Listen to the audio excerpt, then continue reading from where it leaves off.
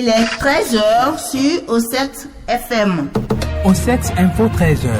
David Agoton.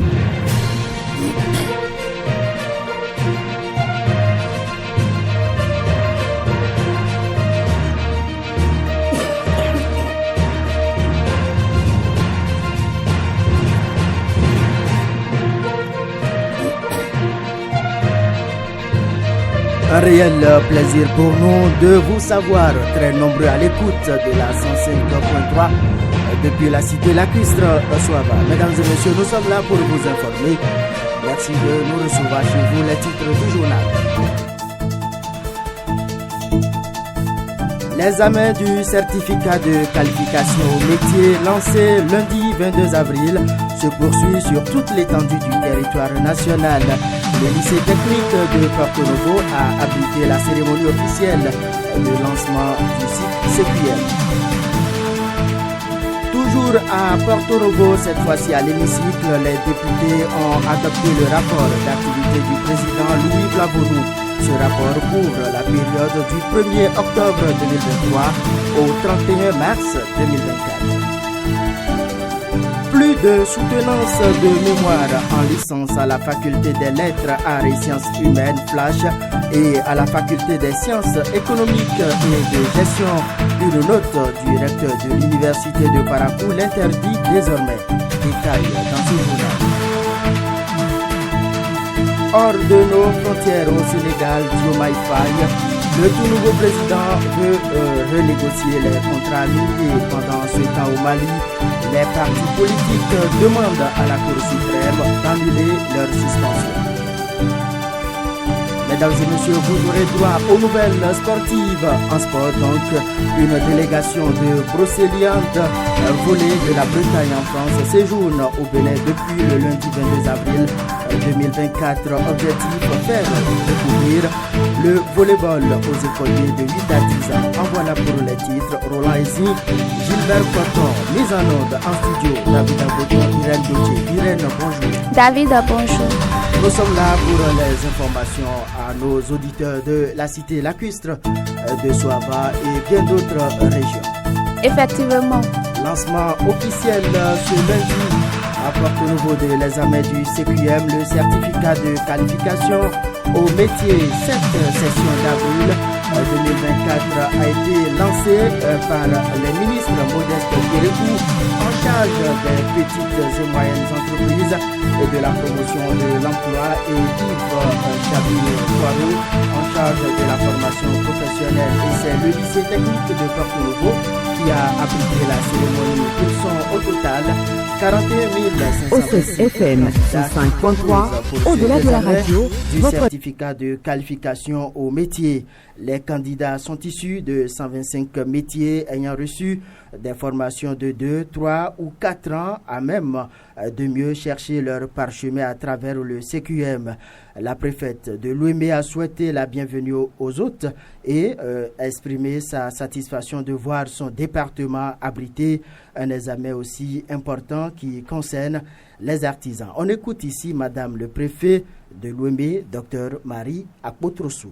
L'importance de l'examen du certificat de qualification au métier n'est plus à démontrer. Aujourd'hui, nous sommes dans un monde hyper concurrentiel et il est nécessaire que les ressources humaines que nous avons à divers niveaux soient de plus en plus de qualité. Et je voudrais profiter de cette occasion pour remercier très sincèrement le gouvernement de son Excellence le Président Patrice Talon et toute son équipe, en l'occurrence les ministres ici présents et Madame le ministre de la fonction publique également pour leur attachement à la qualité de la formation et aux acteurs aussi qui sont formés. Il y a eu environ quelques semaines, nous avons tenu à la préfecture de Porto Novo une séance pour expliquer le bien fondé de l'inscription aux examens de qualification au métier. Je me suis réjouie de la forte mobilisation qu'il y a eu et je pense que de plus en plus les acteurs de cette chaîne de formation sont conscients qu'il s'agit d'un examen d'envergure et que la nécessité de l'inscription des apprenants est très capitale. Aujourd'hui encore, pour l'organisation de cet examen, j'ai constaté aussi une très bonne mobilisation et je voudrais très sincèrement exprimer mon enthousiasme et remercier une fois encore Monsieur le ministre pour le choix porté sur mon département. Le ministre des Petites et Moyennes Entreprises et de la Promotion de l'Emploi, Modeste Kirikou, viendra souligner le caractère important de cet examen qui se déroule sur 6 jours sur l'ensemble du territoire national. Suivons plutôt.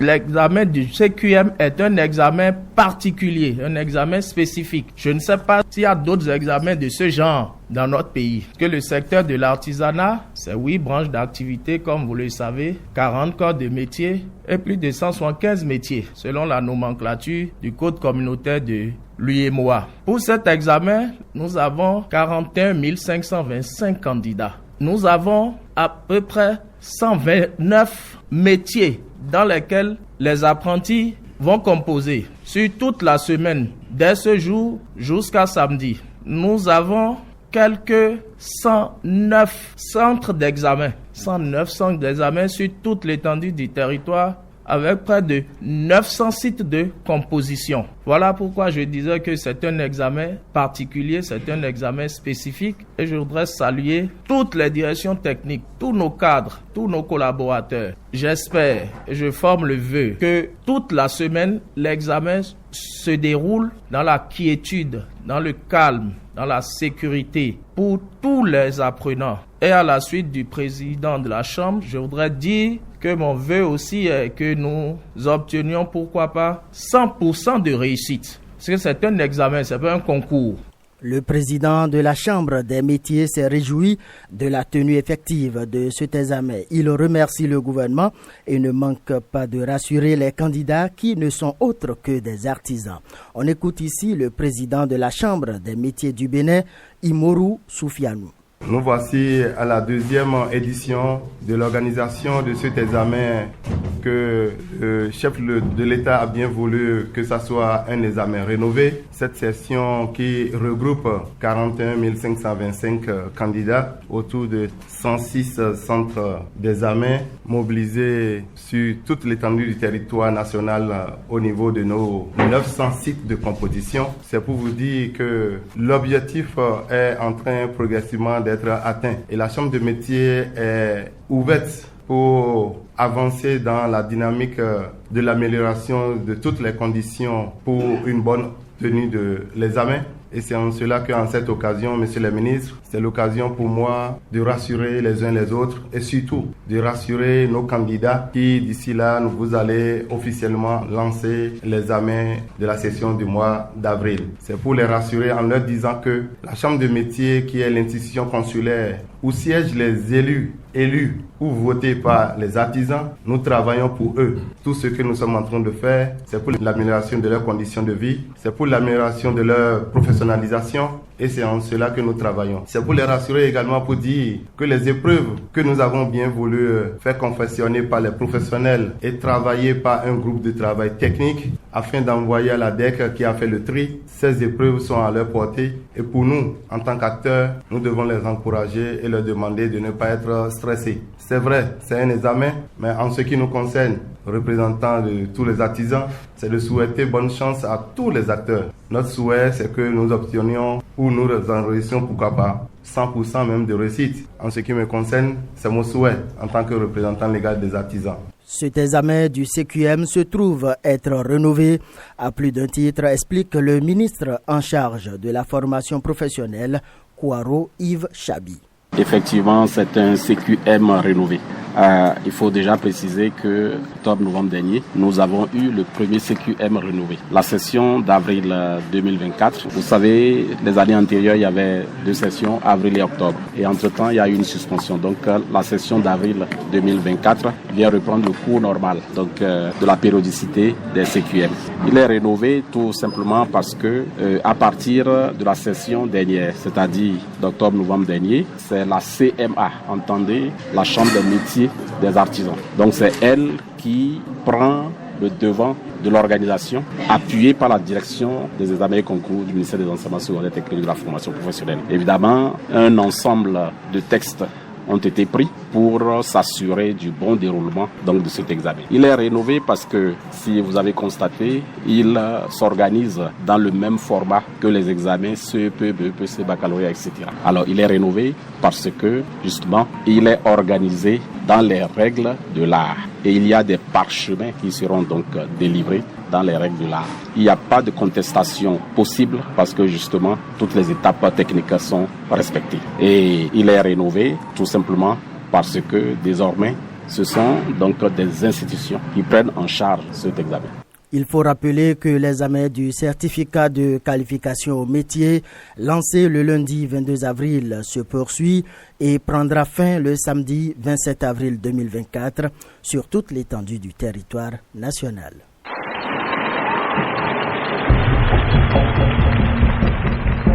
OSEC FM, la voix du peuple, la voix du salut. L'OMPI, Organisation mondiale de la propriété intellectuelle, en partenariat avec l'UEMOA et le ministère du Tourisme, de la Culture et des Arts, organise une formation pour le développement de la filière musicale et des nouveaux modèles économiques de la musique en ligne. Les travaux ont été lancés hier 23 avril 2024 à Cotonou. David Agoton. Cette formation, prévue pour durer 3 jours, a pour objectif de renforcer l'écosystème musical et à améliorer les conditions de vie et de travail des créateurs. Le conseiller à la représentation de l'UEMOA à Cotonou a remercié l'OMPI de son intérêt pour le secteur de la culture et particulièrement pour la filière musique. Pour lui, le numérique se présente aujourd'hui comme un défi majeur auquel doit faire obligatoirement face la filière musicale dans son écosystème. À l'en croire, le projet vise à faciliter l'utilisation des cadres juridiques et réglementaires du droit d'auteur et des droits voisins dans la filière musicale et de doter les professionnels et l'industrie de la musique d'un savoir-faire opérationnel pour la gestion des droits liés au nouveau modèle économique de la musique. Chérine Grèce, l'administratrice principale de la gestion de programme à l'OMPI, a laissé entendre que, malgré les avantages qu'offrent les plateformes et services numériques aux créateurs de la musique, les artistes africains peinent à récolter les fruits de leur récolte. Cet atelier offrira une parfaite connaissance des acteurs clés de l'industrie, des différents droits et contrats utilisés de la musique pour permettre à tous les participants d'appréhender l'ensemble des grands principes juridiques propres à l'industrie musicale, a souligné Chérine Grèce, l'administratrice principale de la gestion de programme OMPI. Merci à vous, David Agboton. Quelques informations en bref à présent. Les autorités béninoises ont annoncé la première phase de vaccination contre le paludisme avec pour objectif d'atteindre les enfants. Selon Dr Landry Coquelet, directeur de la vaccination et de la logistique au ministère de la Santé, 3 zones sanitaires sont sélectionnées pour cette initiative. Il s'agit des zones sanitaires de Banikwara, Savalou Bante et Alada Tofozé. Retenons que cette phase pilote qui débutera demain 25 avril cible les enfants âgés de 6 à 23 mois. Les parents sont donc encouragés à y amener leurs enfants. Les députés de la 9e législature ont adopté hier 23 avril le rapport d'activité du président de l'Assemblée nationale couvrant la période du 1er octobre 2023 au 31 mars 2024. Au cours de la période prise en compte par le rapport, les membres du bureau se sont réunis 5 fois avec un taux moyen de participation de 91,41% et les membres de la conférence des présidents se sont réunis 4 fois avec un taux moyen de participation de 90% par réunion, selon le président de l'Assemblée nationale. 20 séances, dont 15 en session ordinaire et 5 en session extraordinaire, ont été tenues et ont permis de voter 2 lois de finances, 6 lois ordinaires et 7 lois portant autorisation de ratification ou d'adhésion. En ce qui concerne le travail législatif, conformément aux dispositions des articles 4 et 5 de son règlement intérieur, l'Assemblée nationale a tenu entre le 1er octobre 2023 et le 31 mars 2024 une session ordinaire et une session extraordinaire. OCCFM, radio évangélique, spirituelle et chrétienne. Écoutez OCCFM en tout lieu et à tout moment.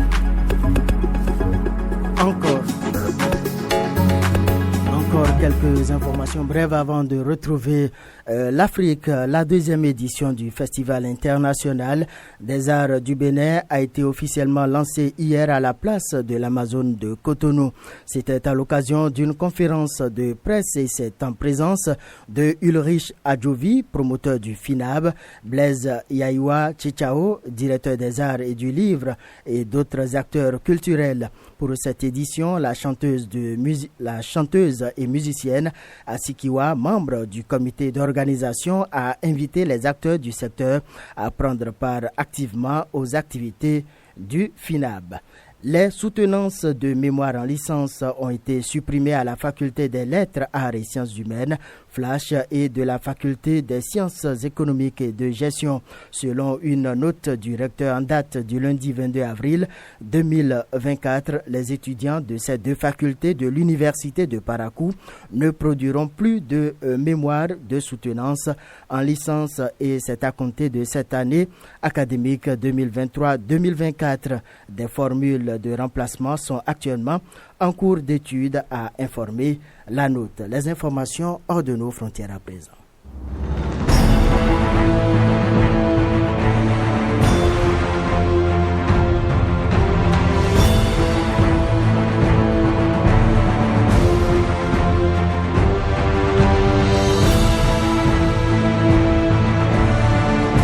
Irène Gauthier au Sénégal, le président Diomaye Faye veut renégocier les contrats miniers Burundi.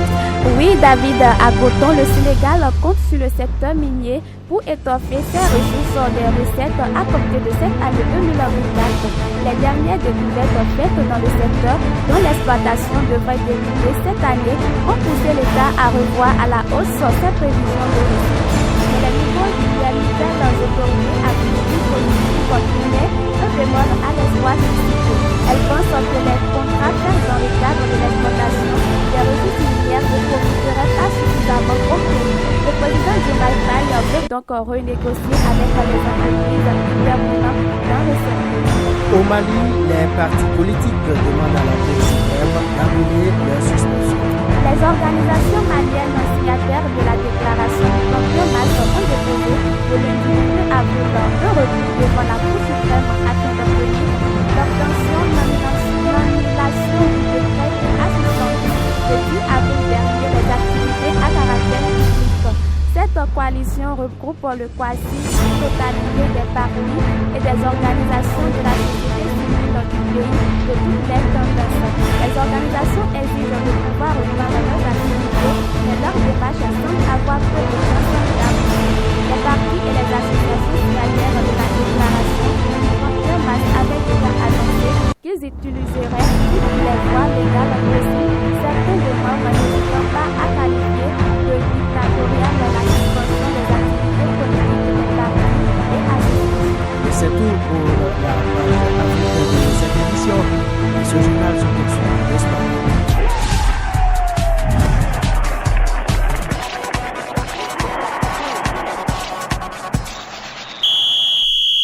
La Fédération béninoise de volleyball accueille une délégation de Brocéliande volley de la Bretagne en France, composée de 18 membres.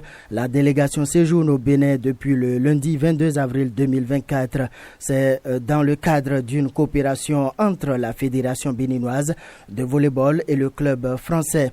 Pendant 2 semaines, plusieurs activités seront menées, des activités au cours desquelles les écoliers béninois de 8 à 10 ans vont découvrir le volleyball, des séances d'entraînement avec les équipes pro et des formations pour le secourisme, a déclaré Laurence Gortez, coprésidente de Brocéliande Volley.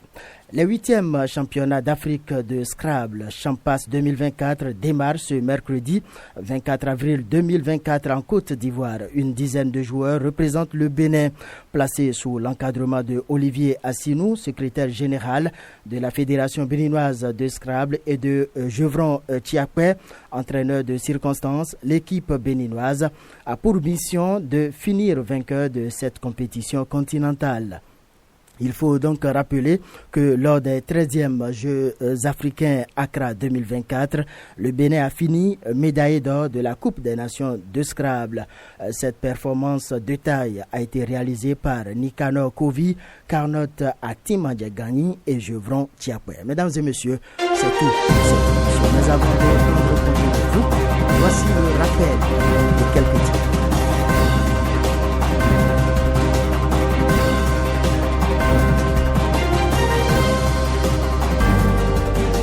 L'examen du certificat de qualification au métier lancé lundi 22 avril se poursuit sur toute l'étendue du territoire national.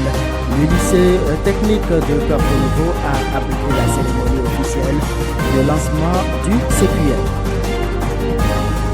Toujours à Porto Novo, cette fois-ci à l'hémicycle, les députés ont adopté le rapport d'activité du président Denis Flavonou. Ce rapport couvre la période du 1er octobre 2023 au 31 mars 2024.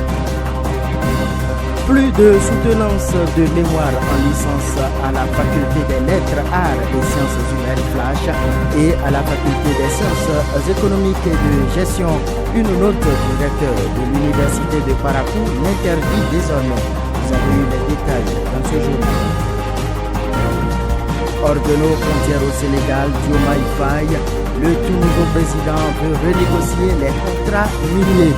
Pendant ce temps au Mali, les partis politiques demandent à la Cour suprême d'annuler leur suspension. Et puis, en sport, une délégation de Brocéliande volée de la Bretagne en France séjourne au Bénin depuis le lundi 22 avril 2024. Objectif, faire découvrir le volleyball aux écoliers de 8 à 10 ans.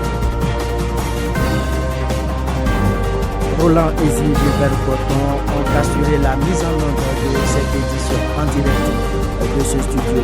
Irène Gauthier. Merci de nous avoir suivis. Bon appétit à chacun et à tous.